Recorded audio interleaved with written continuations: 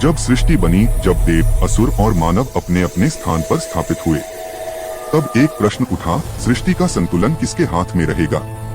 और यहीं से जन्म हुआ देवताओं और असुरों के पहले युद्ध का।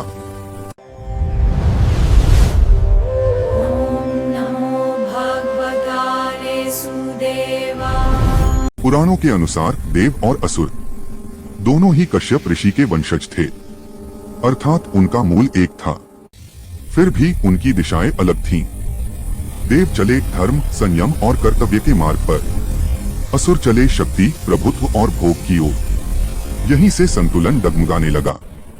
असुर केवल दुष्ट नहीं थे, वे भी तपस्वी थे, वीर थे और अत्यंत शक्तिशाली थे। हिरण्यकश्यप, हिरण्याक्ष जैसे असुरों ने घोर तपस्या कर अद्भुत वरदान प्राप्त किए। धीरे धीरे असुरों का प्रभाव तीनों लोकों में बढ़ने लगा और देवताओं का अधिकार कम होने लगा। जब असुरों ने स्वर्ग लोक पर अधिकार जमाया, तब देवताओं ने ब्रह्मा, विष्णु और महेश का स्मरण किया।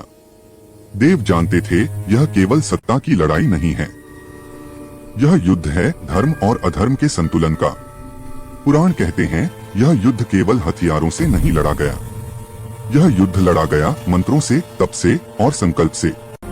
आकाश में दिव्य अस्त्र गूंजने लगे, पृथ्वी कंपन करने लगी और दिशाएं साक्षी बनी इस पहले महासंघर्ष की। यह युद्ध अच्छाई बनाम बुराई नहीं था, यह था नियंत्रण बनाम संतुलन। असुर चाहते थे सृष्टि को अपनी इच्छा से चलाना, देव चाहते थे सृष्टि को उसके नियमों से चलने देना। जब संतुलन पूरी तरह बिगड़ने लगा, तब भगवान विष्णु ने संकेत दिया, सृष्टि को बचाने के लिए अवतार आवश्यक होगा। यहीं से अवतारों की परंपरा का वास्तविक उद्देश्य स्पष्ट हुआ। इस पहले युद्ध में कोई अंतिम विजेता नहीं था, क्योंकि सृष्टि का नियम है, जब शक्ति बढ़ती है तो नियंत्रण भी आवश्यक होता है। देव और असुर दोनों को यह सत्य समझ में आया, लेकिन संघर्ष समाप्त नहीं हुआ।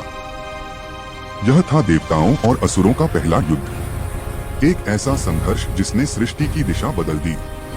लेकिन प्रश्न यह है, असुर बार बार क्यों लौटते हैं और भगवान विष्णु को बार बार अवतार क्यों लेना पड़ता है?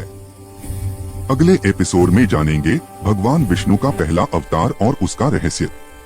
अगर आपको यह कथा पसंद आई हो तो वीडियो को लाइक करें, इसे शेयर करें और मिस्टिक मिथोलॉजी को सब्सक्राइब करें, क्योंकि यह केवल कहानी नहीं, यह सनातन सत्य है।